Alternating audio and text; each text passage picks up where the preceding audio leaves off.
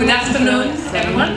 My name is Verde. I'm the Program Director at Earth Insight, and it's really a pleasure to be here today to moderate this great panel with my fantastic co-panelists and this beautiful audience.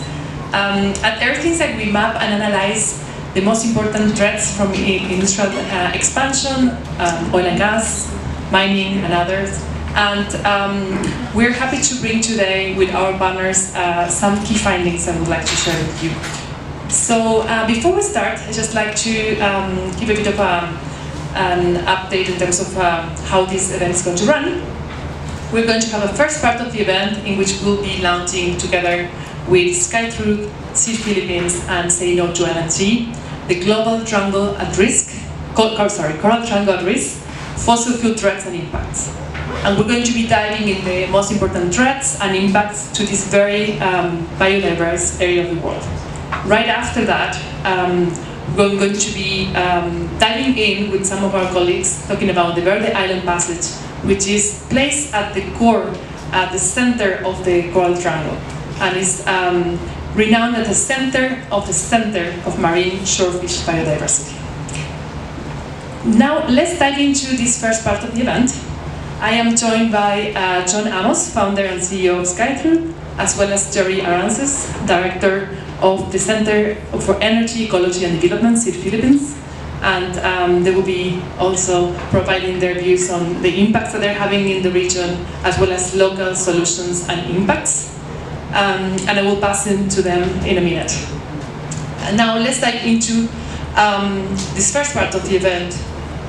As we gather at CBD COP16, and we recognize how important it is to protect nature, as well as transition from fossil fuel.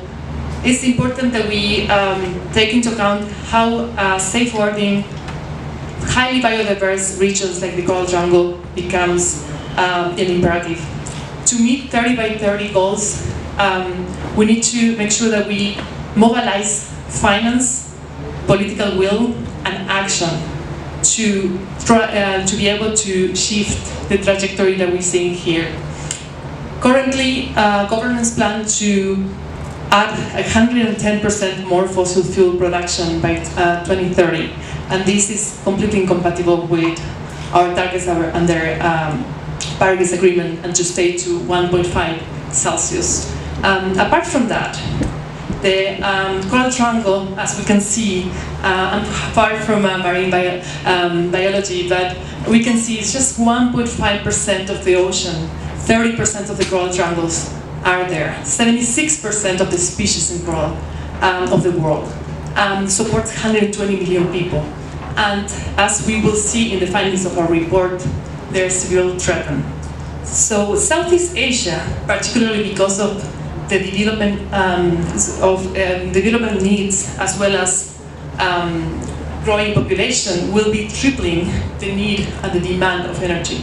So unless there's adequate funding and infrastructure for the energy transition, we'll continue to see the reliance on fossil fuels, right? So as we'll get into our report, there's a troubling reality. The coral triangle is under threat from fossil fuel expansion. Let's get closer to the data. This is the fun part. We map and analyze, as we said, critical ecosystems.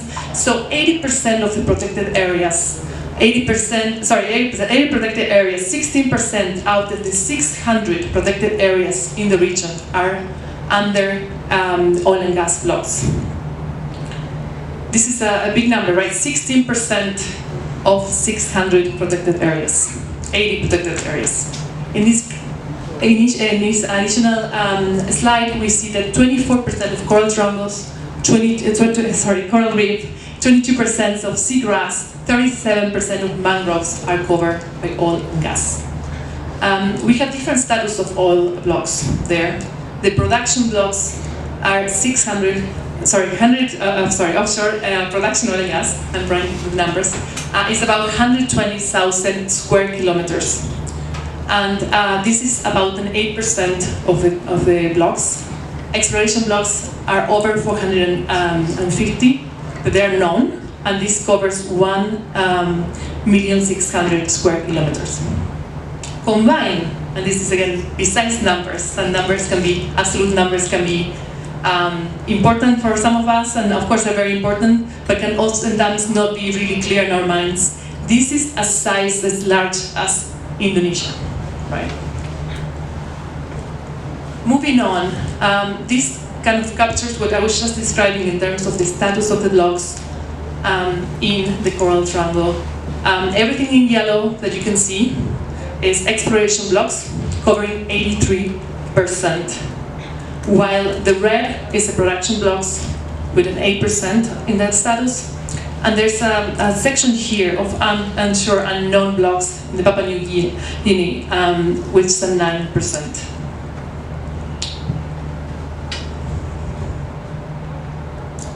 As we move on, again, it's not just the magnitude of the expansion, it's also what and where this is and how this overlaps with key conservation areas.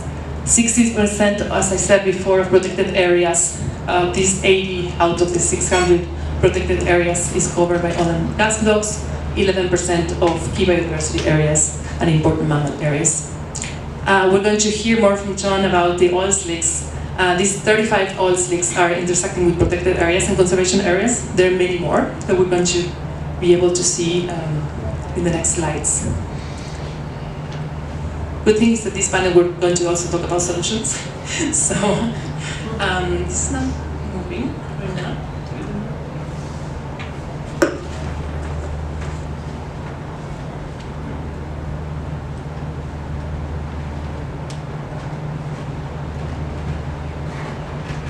There you go. That's why it's good to have always duplicative ways to do things. So in this slide, what we can see is the traffic, the tanker vessel density in 2023. We can see is the magnitude across the Coral Triangle, but also importantly in the Verde Island Passage. As LNG, which is one of the other threats that we see in the Coral Triangle, expands, this is going to get worse. You know, we all know the impacts of traffic, especially intensive traffic when it comes to strike, to oil spills, to pollution, and so on. So in the next slide, which you'll see, hopefully it works this way. Now it works, it's good.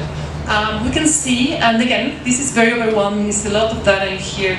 I'll recommend that after that, the presentation, you know, you can take a closer look to the report.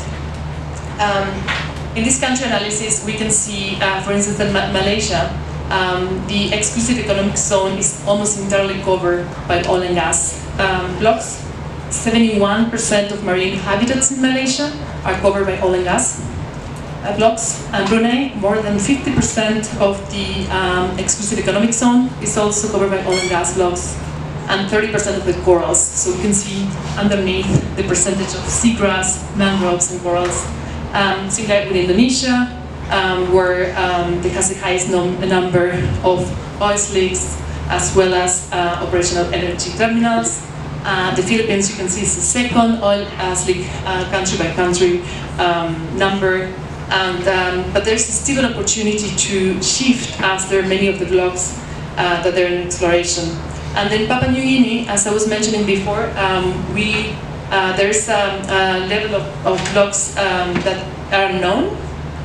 So there's not all of the information in there, but we can see that there's an important footprint related to 12% of the coral there being covered by oil and gas, and 9% of seagrass. Anyways, with these sobering numbers, I will move into our partner, John Amos, CEO of SkyTruth, who will elaborate on the impacts. Thank you. Thank you, Flor.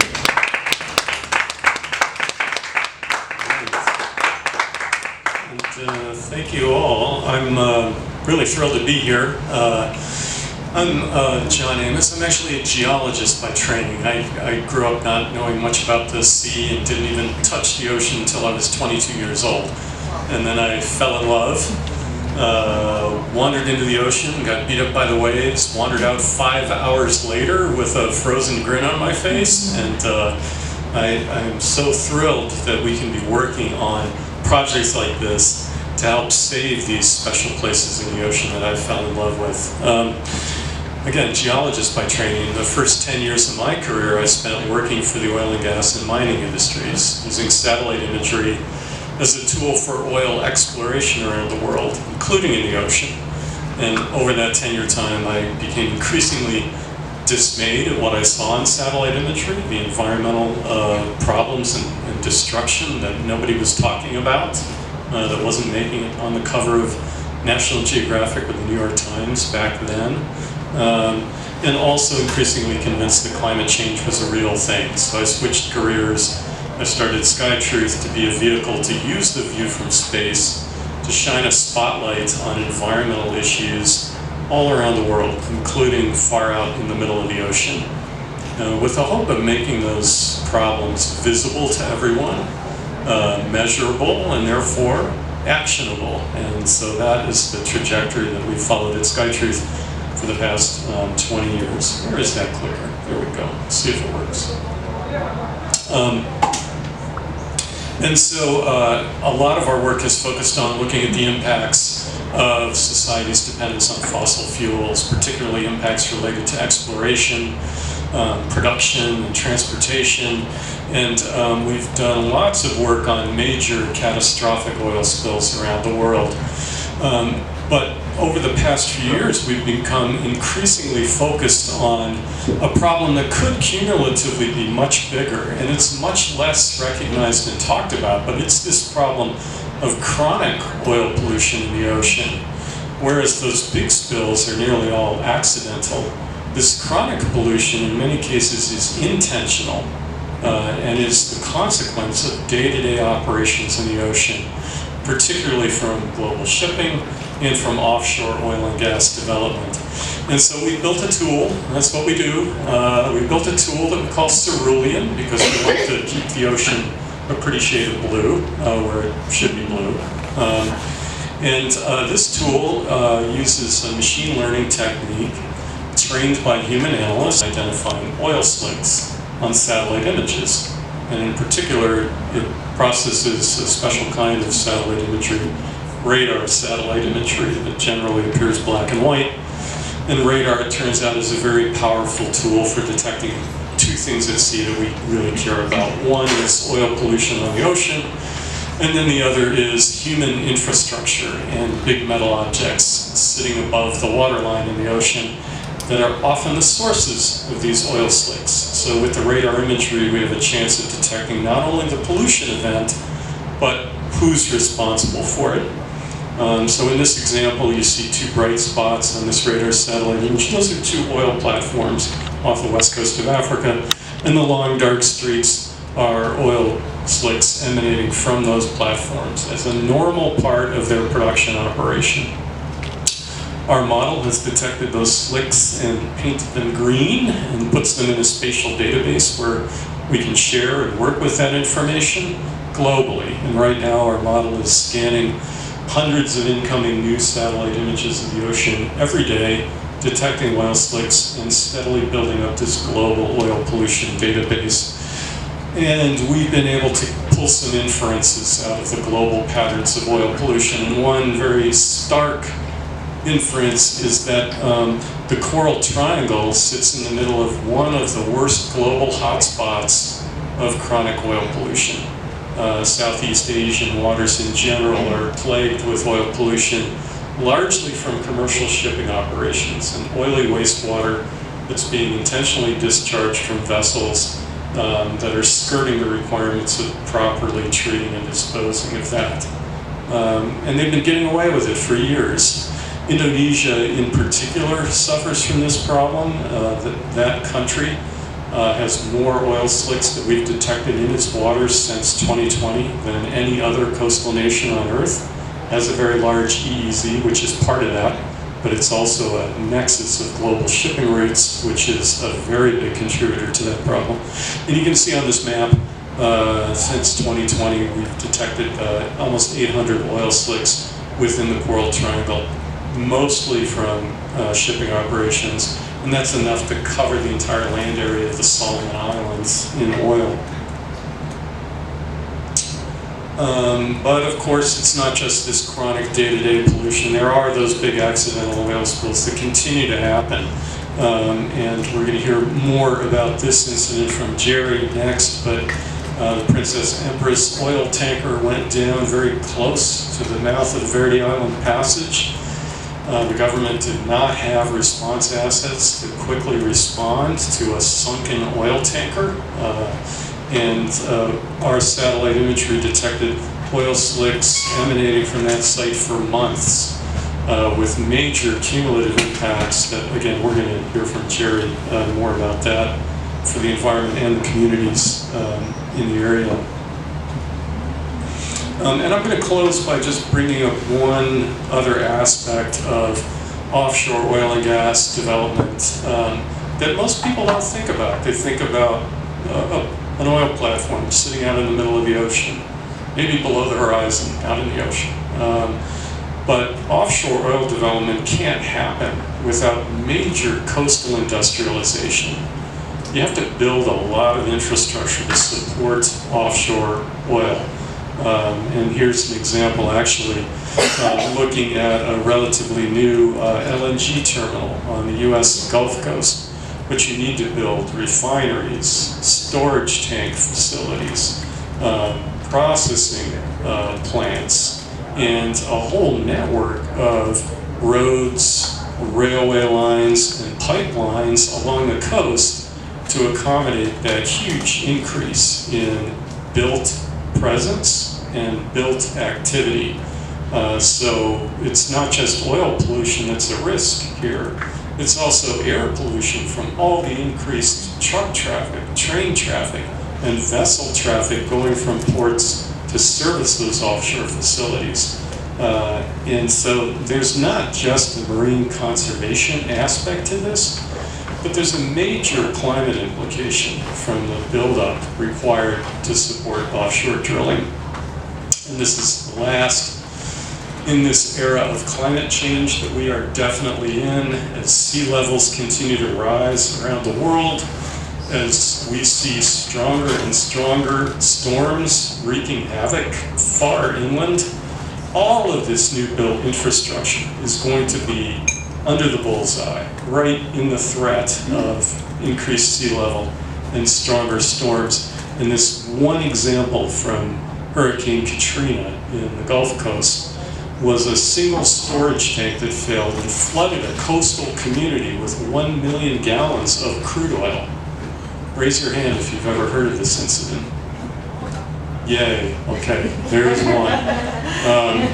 So that's what you can look forward to as you develop your offshore oil resources. So I'm going to close with that and hand it off to Jerry.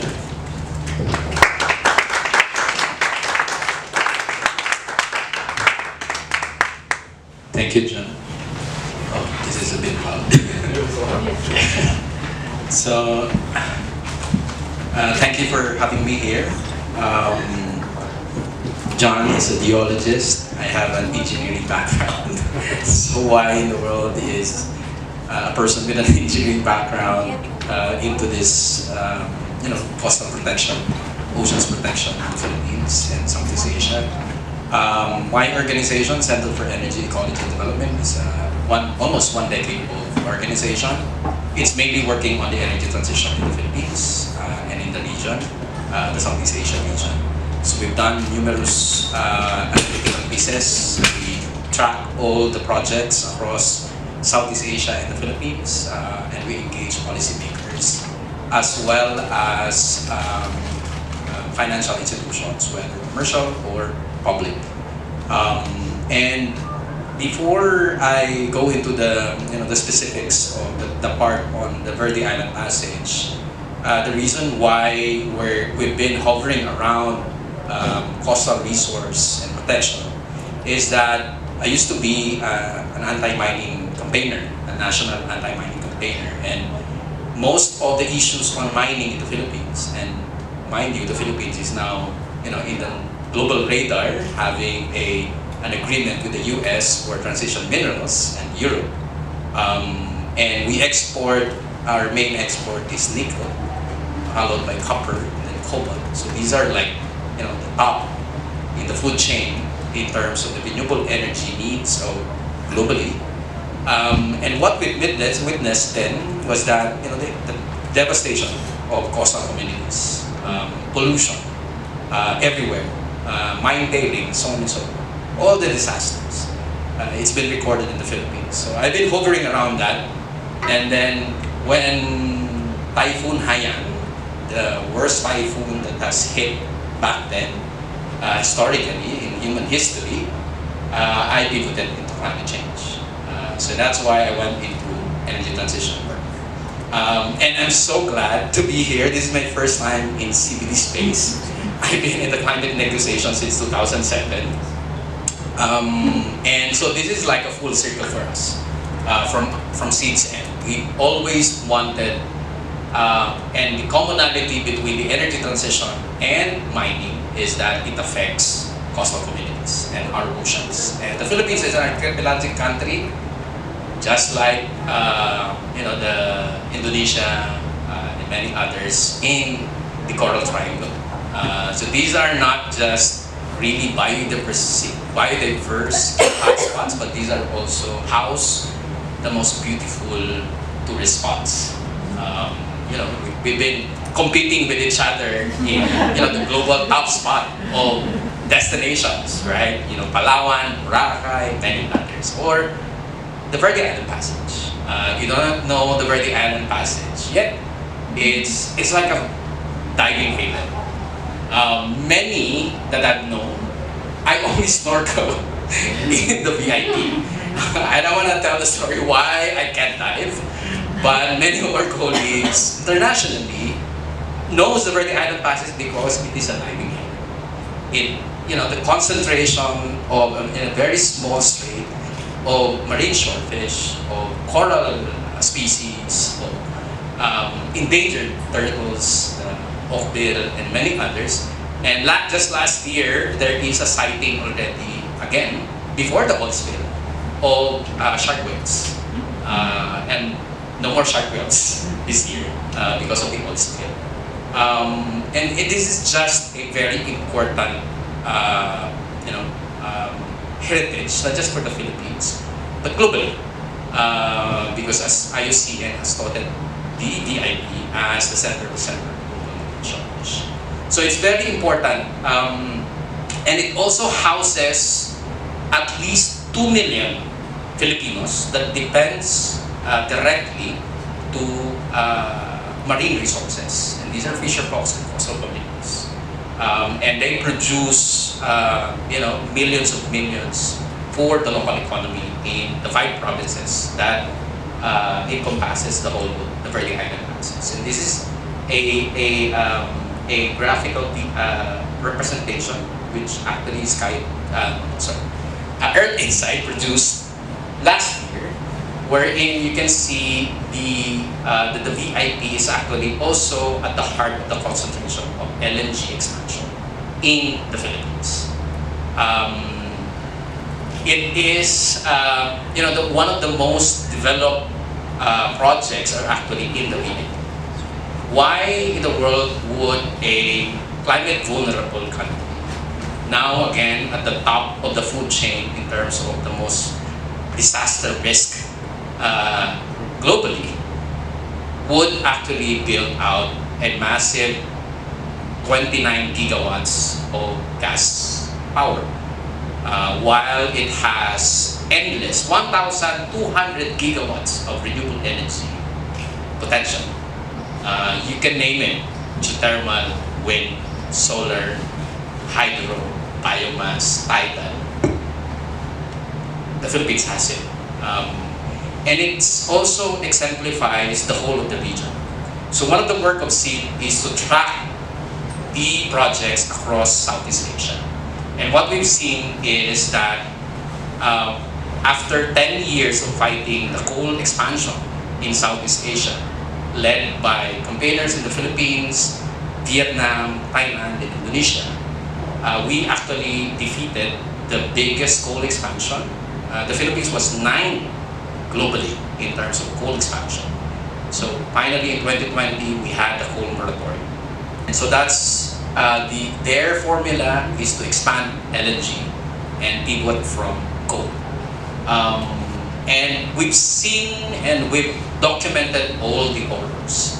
Fortunately for campaigners, scientists in the Verde Island Passage, we were able to manage to document before the first LNG terminal and first LNG gas plant were built. So we've documented the levels of pollution in that area before the development itself, documented the ecological situation there, refuted most of the AIA, and finally, there was an oil spill last year, as Chan have mentioned. So this is a very busy strait, very busy passage, very narrow, but if all the LNG plants will actually be built, there will be around more than 350 LNG tankers that will be ferrying through this very narrow passage. So you can imagine the impacts to a very vulnerable and very critical area. As we discussed here, how do we implement the 30 by 30 target? The VIP is actually part of one of the 2 projects to be included in the 30 by 30 by the Philippine government. And yet, you have all these stressors, you have all this, the implication of the LNG build-out is just massive. Fortunately for the Philippines, fisher folks and coastal communities have been at the forefront of protecting the VIP. There are around 54 marine protected areas across the VIP, and it's all are being managed by fisher folks by what we call as bantay dagat, mainly voluntary. You can imagine their salary, which is way below, to protect all these MPAs. But still, the Verde Island Passage is not yet a protected area as a whole. And one of the blockers really is the Department of Energy and those that are trying to build most of the gas plants and also coal plants in those provinces. So there's a lot of conflict with protection, but a lot of the solutions are actually also being put forward by communities. So fisher folks, the faith-based community, the Catholic Church, have been going around talking to those that are supporting the expansion of LNG in the area, engaging policymakers on addressing oil spill mitigation and changing the policies. There's actually a lot of LGUs that are discussing now how do we restrict cargoes that are carrying toxic materials like oil and gas. Some of the LGUs are actually looking at executive orders or local laws to bar them from passing their territories. And just last month, a court decision came out favoring communities. Finally, we have a 20-year-old law which is called the Clean Water Act, which basically designates water bodies to be non-attainment areas. If those water bodies are actually critical areas but also will exceed the toxicity in terms of standards. And the evidence that we've provided the court are basically based on the ecological data that we've generated as well as water testing. And so the court mandated the ministry to actually act on and finally start designating the VIP and other marine protected areas or water bodies as non-attainment areas. We see this as a very critical turning point because once the VIP is actually designated as a non-attainment area, no more LNG projects will actually proceed because it will actually be barred. So these are some of the measures that local communities, fisher folks, and support groups like ours are actually engaging. Numerous cases are actually filed against all these projects. And so, while it is a challenge to actually be, confronting these projects across the Philippines, but also across Southeast Asia, I think the history of resistance in Southeast Asia, particularly coal resistance, are actually very instrumental in confronting these projects. Nowadays, and this is one of the work of CEED, is to coordinate across Southeast Asia groups that are starting to work on gas and oil expansion in the region. There are groups now, even within Malaysia, that are finally starting to talk about how do we restrict and how do we move away from being dependent on oil and gas.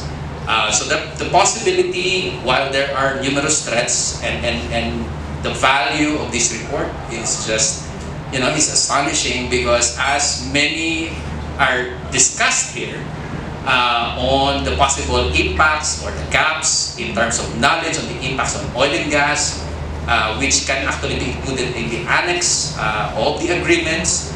The data that is being generated in this report are very valuable in terms of us pushing the harmonization between the climate or the GST outcome, which points towards the importance of fossil fuel phase out in biodiversity protection. So I'll end there, and probably there's a lot of questions for the panel.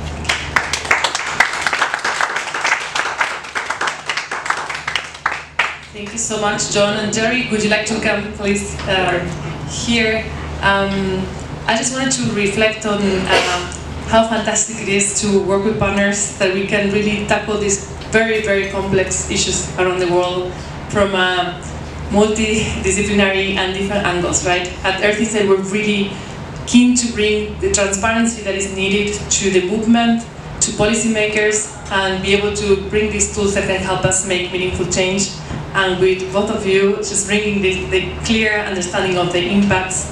Thank you for all of the leadership, the both of you, and Jerry, for everything that you're doing locally, making very clear the impacts, but also on the solutions. And I think there's so much to unpack here, and I would love that we have a conversation now with all of you that also are doing work in these issues. Any questions that you have, any comments, and we can engage in a conversation. Please, go ahead. Hi both, thank you for the presentations. I have two questions to John, or actually to both. Who's paying for the data service? Who's the user, who's the end user of the data and the analysis you're working on, and who's paying for it? Just because there are a lot of solutions that we could deploy, but the question is who's interested in paying for that data? And the second question, I saw the impact on the habitats, but also there are species that are reducing or migrating through the Verde. Have there been any studies on the impact on those species, or the main species? Thank you. I'll start. Great question. I'll start with the first part, and I'm going to hand over the problematic biology part of the question you gave, Jared. We are a nonprofit organization, a 501c3, so we get nearly all of our support comes from grant proposals that we write to charitable foundations, many of whom have logos on the wall here and have presence throughout this conference. And our intention at SkyTruth is to build solutions and create data sets and analyses that we can give away for free to whoever's in a position to take that information and turn it into actual on-the-ground or on-the-wire change. But as you point out, it's not really free. Somebody has to pay salaries for data access and everything to make that a reality. So we did a lot of this work, oil pollution analysis work, using our cerulean tool. And for us, this was a great example of how we could turn oil pollution data in the ocean into an actionable report with partners who need that information to actually underpin their arguments for having a moratorium on oil and gas development in these sensitive areas with real data. So for us, it was a great opportunity that we seized to work with Floor, to work with Jerry and our organizations.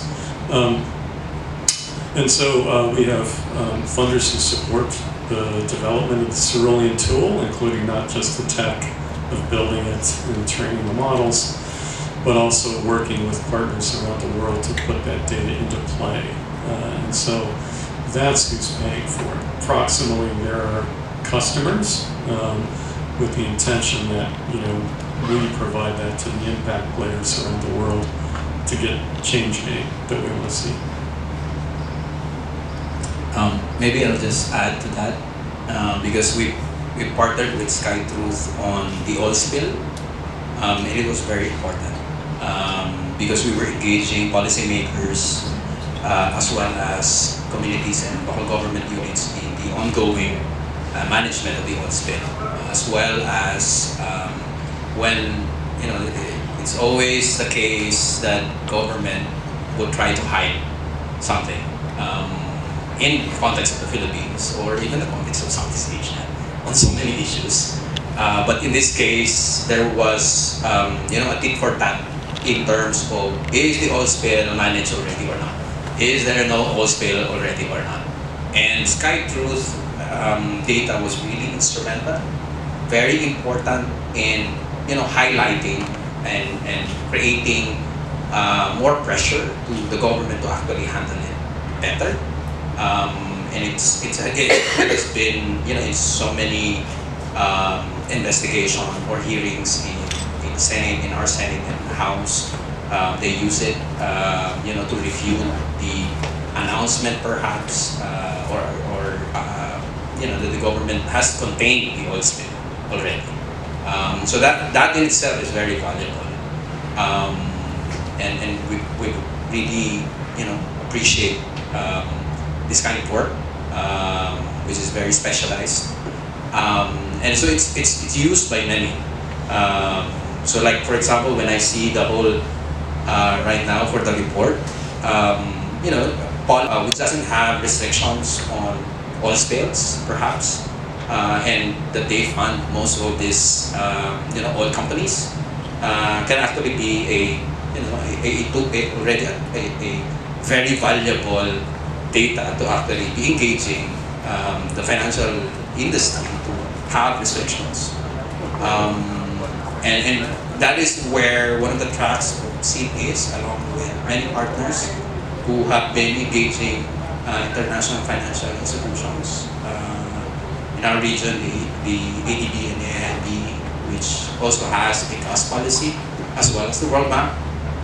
So those are like key targets already that we can engage and we can create the possible changes of policies and behaviors in terms of investments and financing. On the studies, there is a dearth, to be honest, especially in relation to the impacts of fossil fuel. Because not all groups, conservation groups, particularly in the Philippines, or researchers from universities would actually do that. So what we've documented are like first of its kind in the VIP. But we're trying to open the doors for universities that we are now partners with and other conservation groups. We needed to do this as an ecosystem because we need to surface what is happening in the VIP and across the country because the Philippines has a lot of marine protected areas.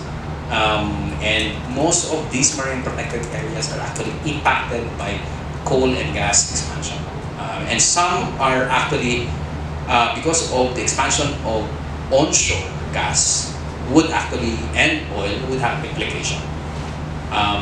And with this engagement and collaboration, I think it would be, easier to actually, put the information out there, to equip the other, especially within the universities, to actually, pursue some of what you asked, because there are changes in the behavior. There are changes, like for example, in that particular area that we actually illustrated, that is an area of breeding grounds for commercial fishes. And these are documented locally, and one can really argue, the possible simulation in terms of projection, in terms of fish stocks loss. But those studies could actually be pursued. Yeah, I wanted to build on that in terms of the access of information and how we want to make sure that this is widely shared.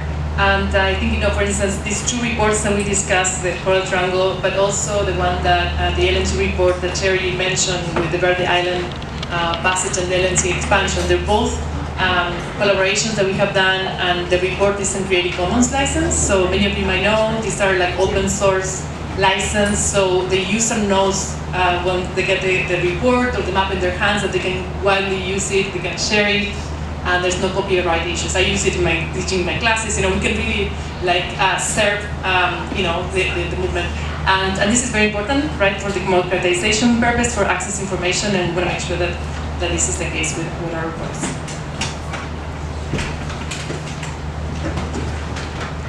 Thank you, Pampa. Thank you first. Wow, thanks for that. I work with Blue Alliance. We have a project in the Philippines. I've dived in Verde Island Passage, and it's magnificent. Two things. I wanted to know how we can help, because we are linking a lot with different universities. I'm head of science for Blue Alliance.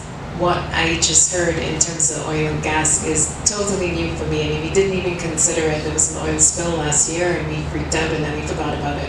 So honestly, in the list of stressors that we look at, oil and gas is not figured at all, really. Now it is, because I'm here. So the first thing, and I can speak to you after, but how can we help? Because we definitely want to feed into the knowledge of the science in this process. And I also was going to ask about the cetaceans, because that's another issue, and it is, I would say, more ammunition, because it will definitely, the tankers will definitely have an impact on the cetaceans. And we do know some people who are working in that area, not in Philippines. So one, I wanted to offer my help. How can we help? And yeah, just to say thank you for the presentation, because we've been there 3 years and I never thought of oil and gas. My bad.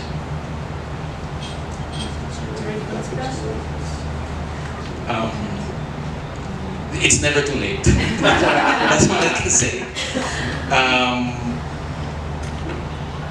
For me, being an anti-coal campaigner for the last 15 years in the Philippines and Southeast Asia, like, I never touched gas, right? And gas before is thought as the cleaner fuel, right? So, like, even from my end, like, all the unearthed impacts of gas in the VIP is now surfacing.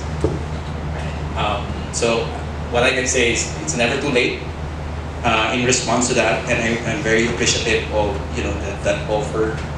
We've been engaging the Blue Alliance already locally in Mindoro, because some of the universities already that are also members of that, and groups and institutions within the universities, we've been engaging on water testing, so on and so forth. But definitely moving forward, there's a lot of work to actually do scientific researches.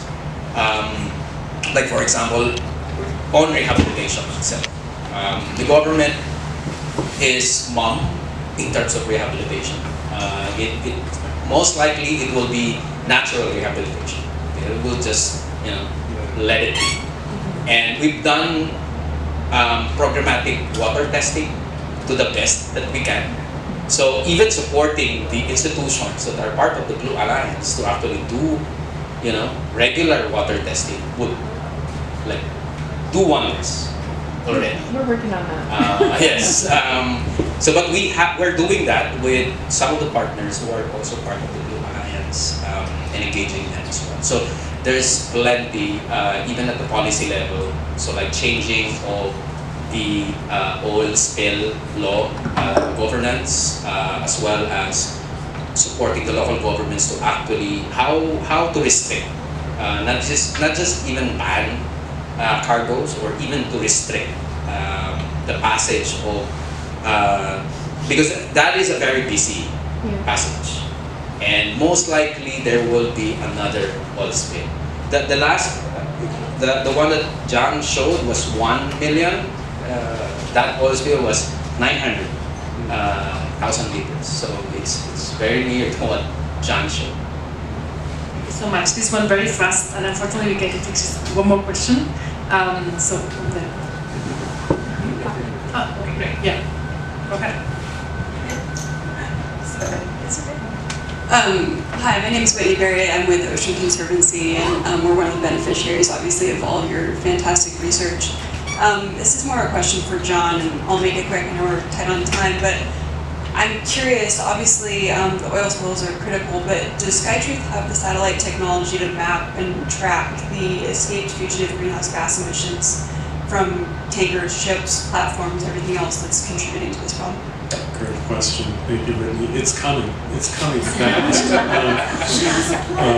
Our team actually put a major proposal to DOE to help take methane data from satellites and make it more accessible to local communities. This will be very much onshore, but we also have our eye on the offshore fugitive emissions problem. And it's a bit of a technical challenge for to do methane detection in the ocean, but we're working with entities like Carbon Mapper, which is building a fleet of methane detecting satellites to help target specific offshore infrastructure and locations where the detection of methane emissions could be powerfully important to campaigners, for example. So if you have a short list of targets in the ocean you'd like us to take a look at, please reach out. Thank you so much. Unfortunately, we are over time, so time to close. I just want to thank so much all of the panelists, the organizers here at the pavilion, and all of you for staying with us. I would encourage all of those questions to please reach out to the speakers directly, and we have a press conference as well at 3 p.m. if you want to join us. Thank you so much. And Mindoro in the Philippines is home to an astonishing diversity of marine life. But again, as mentioned earlier, this incredible biodiversity is under threat. To understand the urgency of this situation, let's take a moment to visually immerse ourselves in the beauty of the Verde Island Passage through a short video.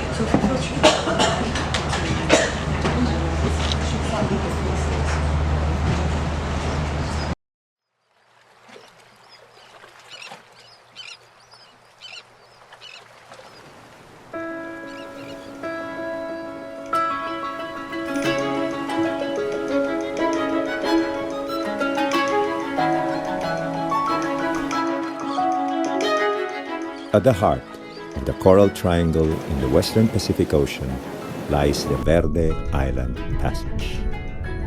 This marine corridor is home to over 300 coral species, underwater rock canyons, reef formations, and 60% of all known shorefish species in the world. This makes VIP the most biodiverse marine habitat in the world, making it comparable to no less than an Amazon of the oceans. These massive underwater gems spans over 1.4 million hectares, home to about 1,736 shorefish species, which is why it is known as the center of marine shorefish biodiversity globally. Provides sustenance, livelihood, and other benefits to over 2 million Filipinos. Lahat-lahat ang mga mangingisda dito may kabuuhan kaming 12,600 na mangingisda nagkikinabang sa ating Verde Island Passage.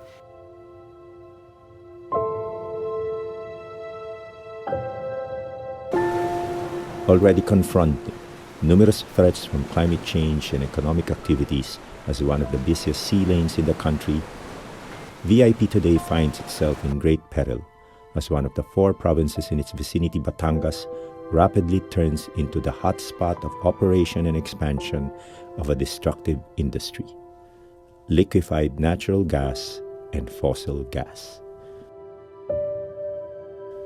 Batangas is home to 5 of 6 existing gas plants in the Philippines, 8 of 27 proposed new plants, 7 of 9 planned terminals.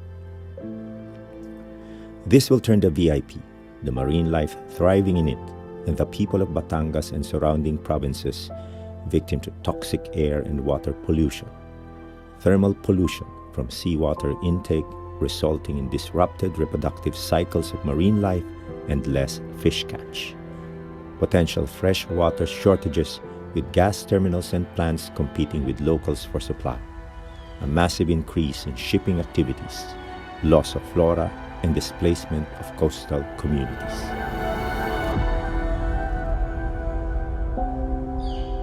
Bagamat mababa ang emisyon ng carbon dioxide ng mga gas plants, matindi at malala yung emission niya ng methane. At ito yung pangunahing ini-emit ng fossil gas. It is actually deadlier than carbon dioxide. Ayon nga sa pag-aaral ng SEED na sinagawa last year, ay nakikita na tumataas yung mga pollutants.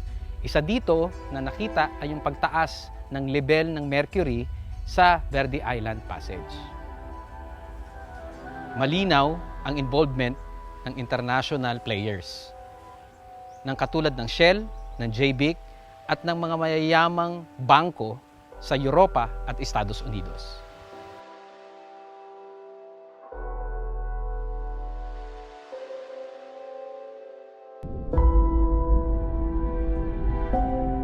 Dagdag pa dito, ang fossil gas ay mahal na kuryente. Dahil limitado ang resources ng fossil gas ng bansa, kailangan nitong mag-angkat. At hindi ito ang tamang strategiya para magkaroon ng seguridad sa enerhiya sa ating bansa.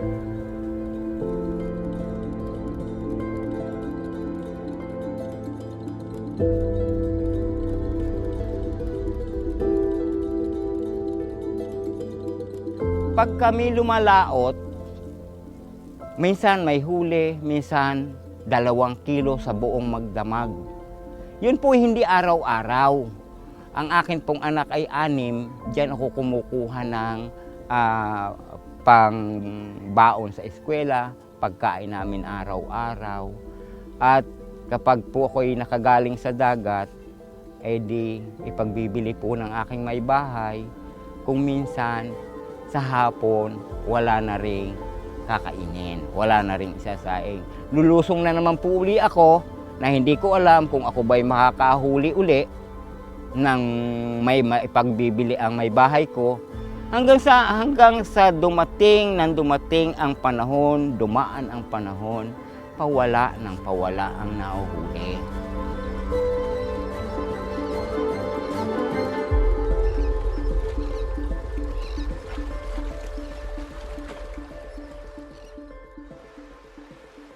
Ang Verde Island Passage sa pangkaraniwan o simpleng kabataan ay isa lamang isla o tourist spot. Pero sa aming mga tumitindig at nakakaalam ng istorya sa likod nito, ang Verde Island Passage ay may malaking kinaharap at may kanya ring bangis at yaman na tinatawag natin. Ngayon, ang boses ng kabataan ay simple, tahimik at hindi pa nalalakasan.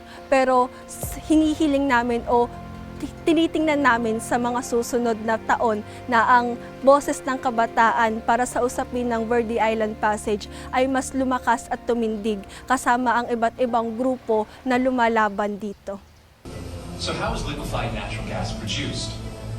Natural gas extracted from the ground contains impurities, water, and other associated liquids. First, it is processed to clean. Sa bahagi ng simbahan, nananawagan tayo na protektahan at ingatan ang kalikasang biyaya ng Diyos to protect our common home. Ito ang panawagan din ng ating Papa, si Papa Francisco, sa kanyang encyclical na Laudato Si.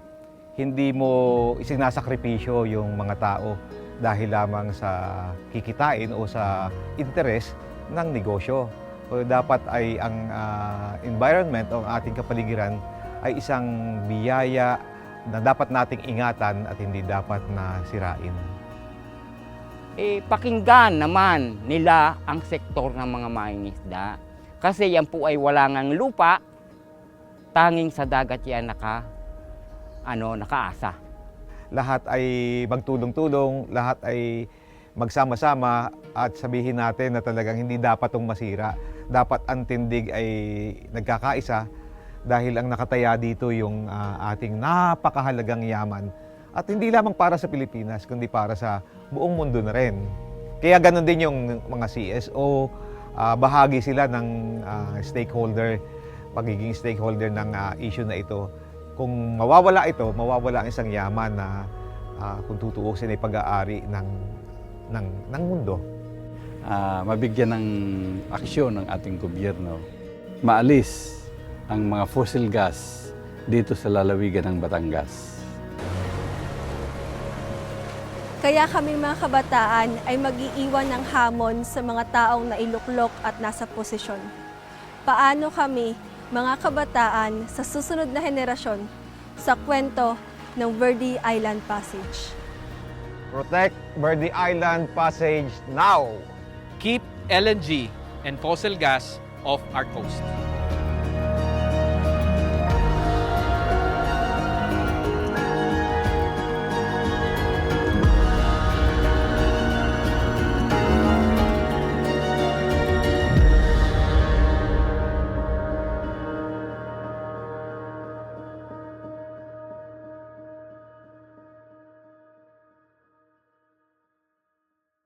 Our call from the Philippines that LNG and gas off the coast of the Verde Island Passage.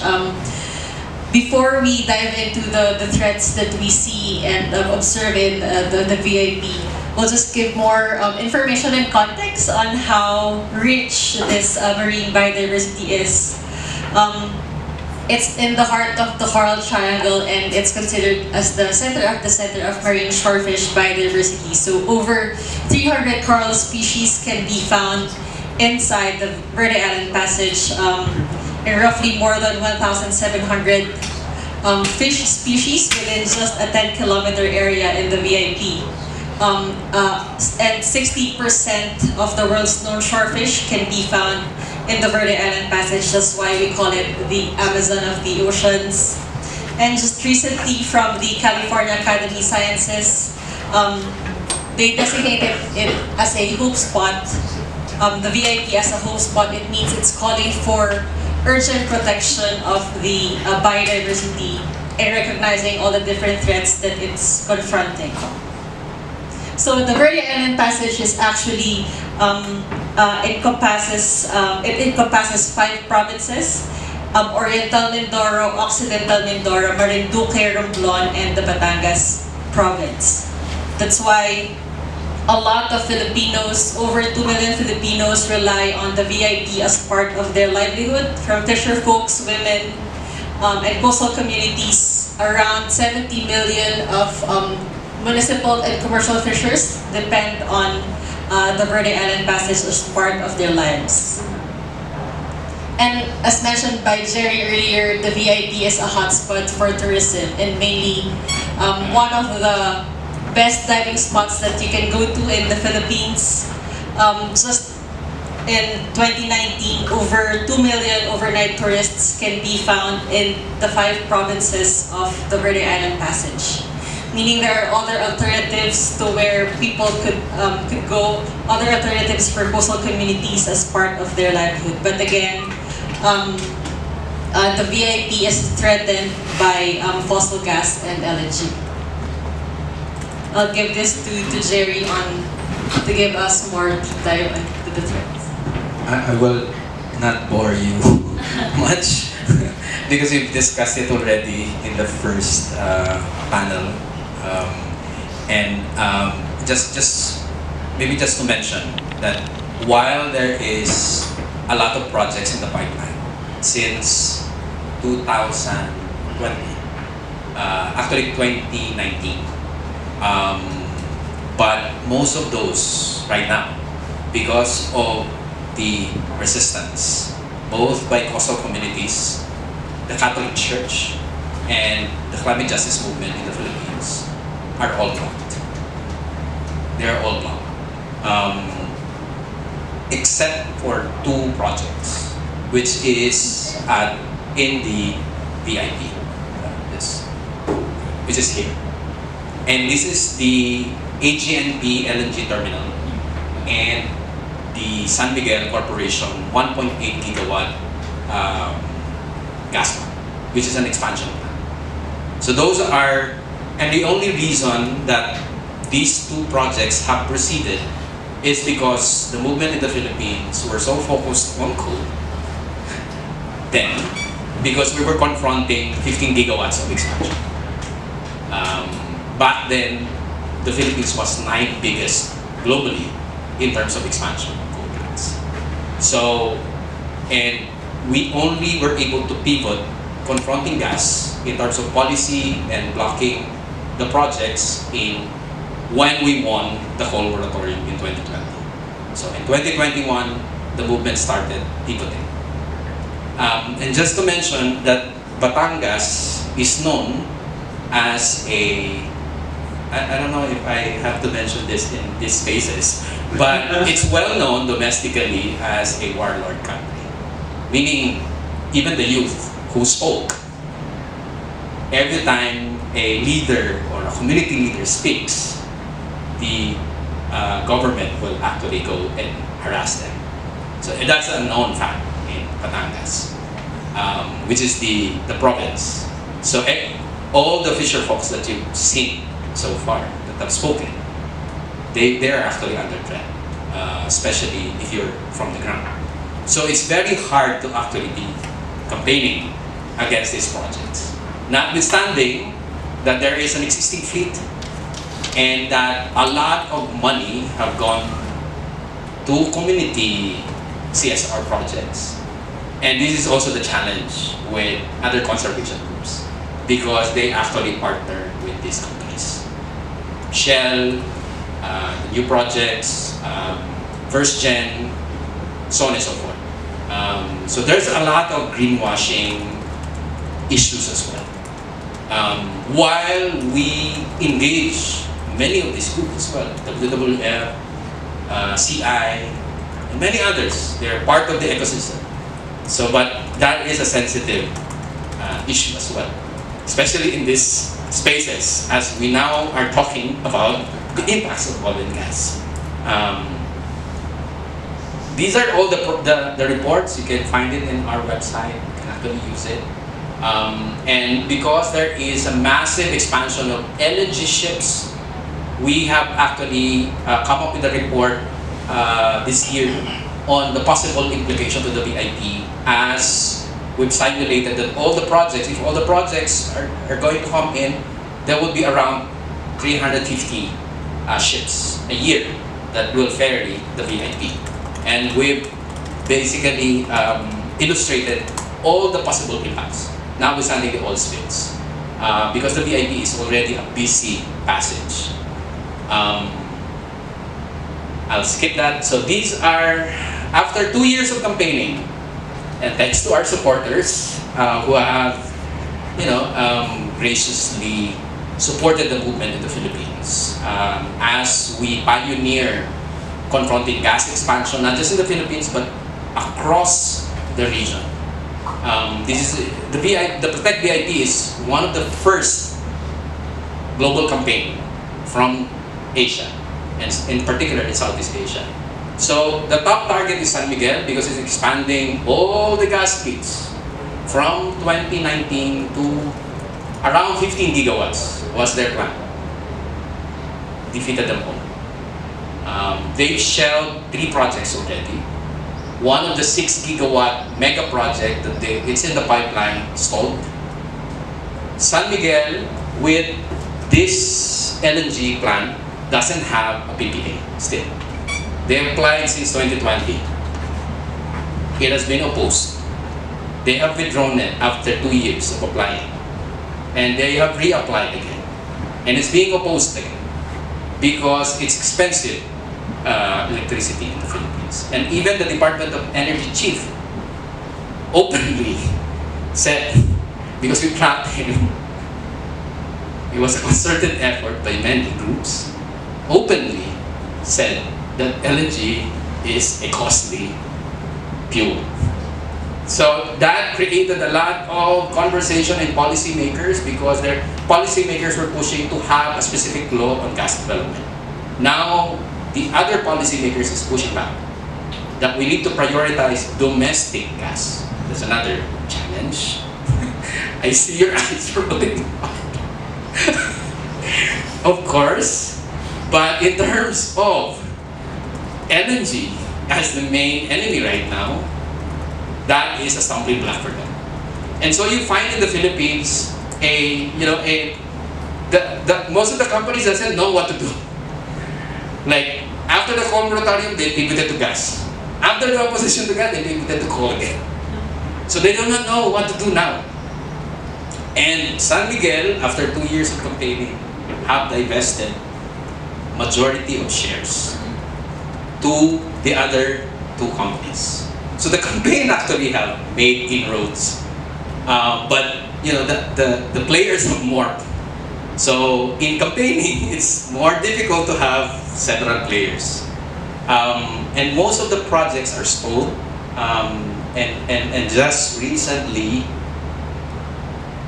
because of the opposition and strategies that have been employed in this campaign, like going into the AGMs of the banks, and these are the main banks, we've managed to engage at least around 30 financial institutions.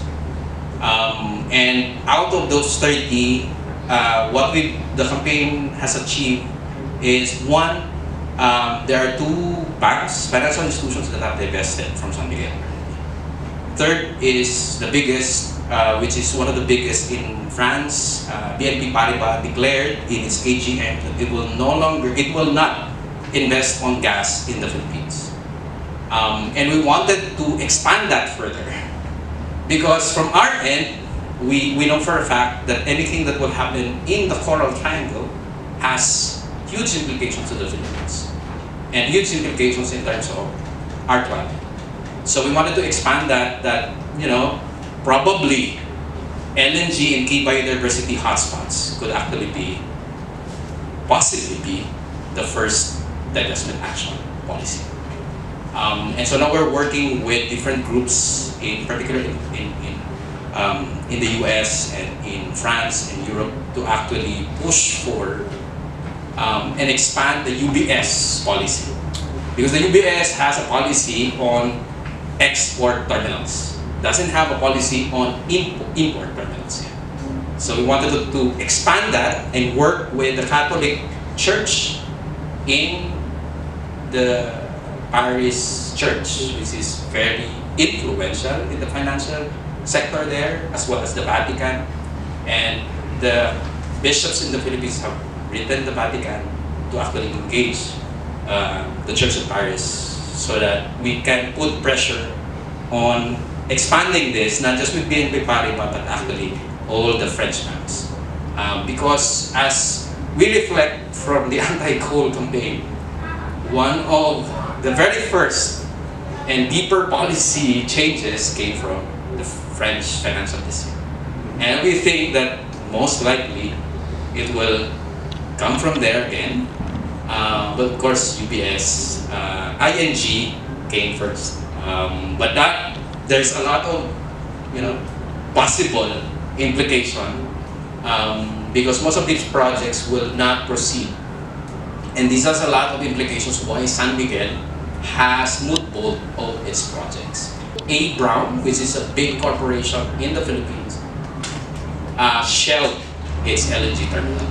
It's still contemplating in proceeding with its LNG gas project. For Shell, we haven't heard from Shell.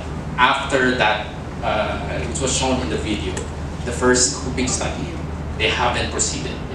So what I can say probably is, there's a lot of challenge still moving forward for the Philippines and Southeast Asia. But what has been shown in the Philippines is that there is a pathway to actually oppose these projects. The possibility of us being able to protect the VIP also, as well as the other key biodiversity hotspots, there is a high potential towards that. And we are just actually scratching the surface on arguing on the biodiversity angles. This campaign is not yet totally, using the biodiversity angle in its entirety. We're just scratching the surface, and most of these are combination of old strategies, basically coming from the anti-coal strategy, using the PPA, procurement strategy, finance strategy, so on and so forth, climate strategy. And I think the biodiversity aspect would actually have a very major potential in terms of how do we protect all these seascapes from gas and most likely coal expansion. Thank you so much, Jerry. Just also showing some of the photos from the local communities who have been opposing these fossil gas expansions in the Philippines, and also the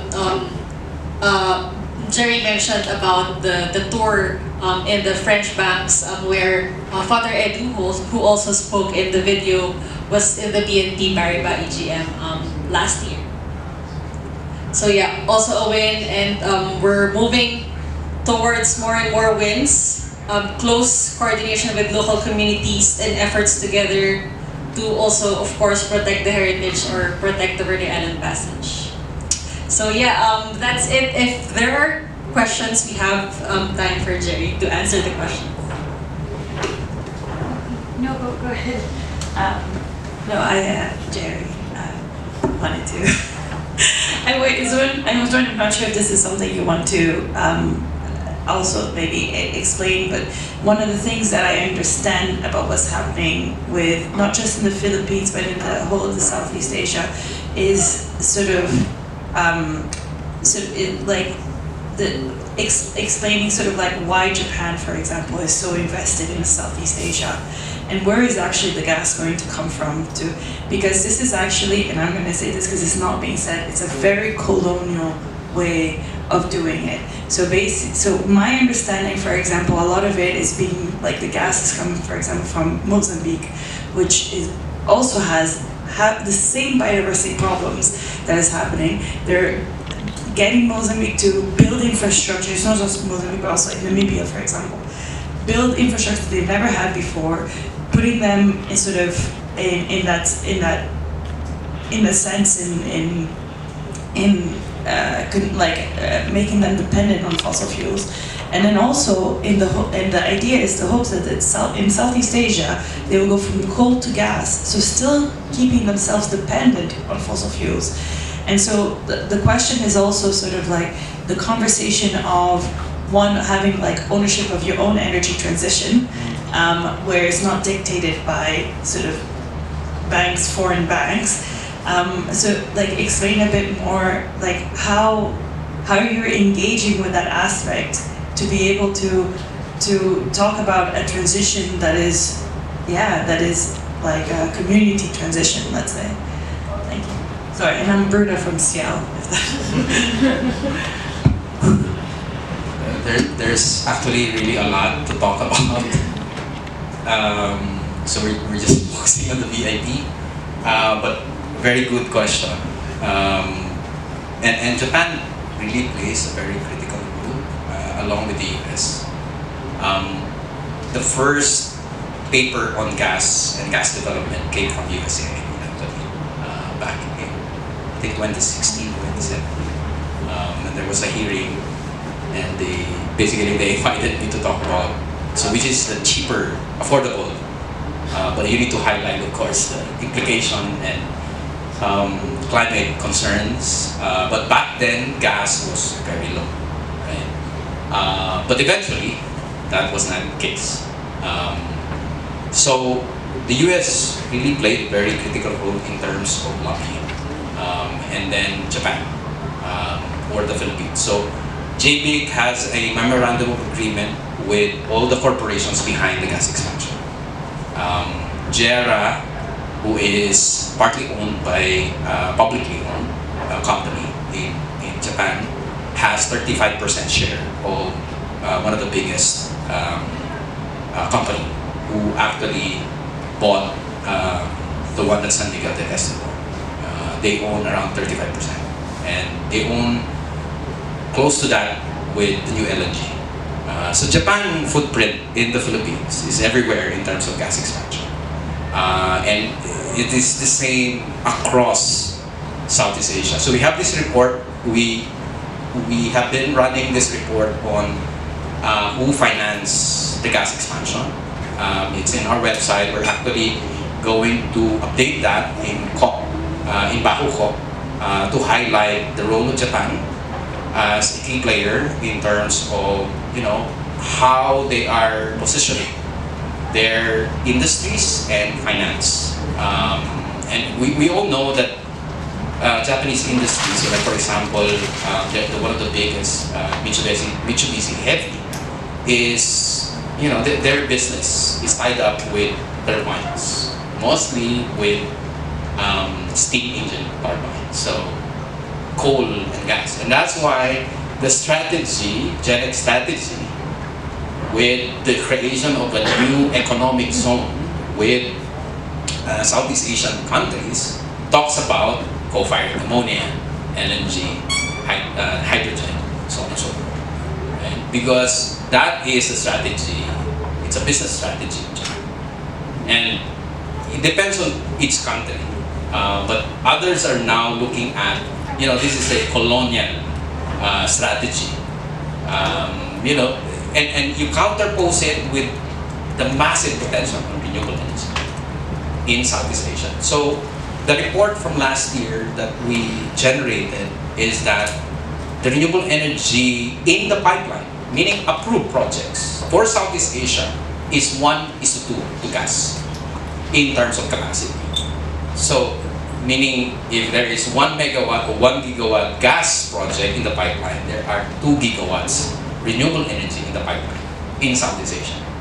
So the key issue there, despite notwithstanding the implication to key biodiversity hotspots across Southeast Asia, is the likes of Japan and all these players are actually pushing for a detour away from what can actually already be achievable in terms of cost, in terms of everything, in terms of potential on energy transition.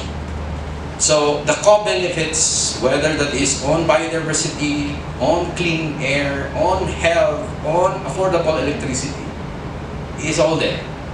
So we also track procurement and pricing. The ratio between renewable energy and gas is 3-fold compared to renewable right now in the Philippines. Coal is 2-fold. So one can really make an argument, of the co-benefits of renewable energy. And you have that in Southeast Asia. Anyway, I'll stop there.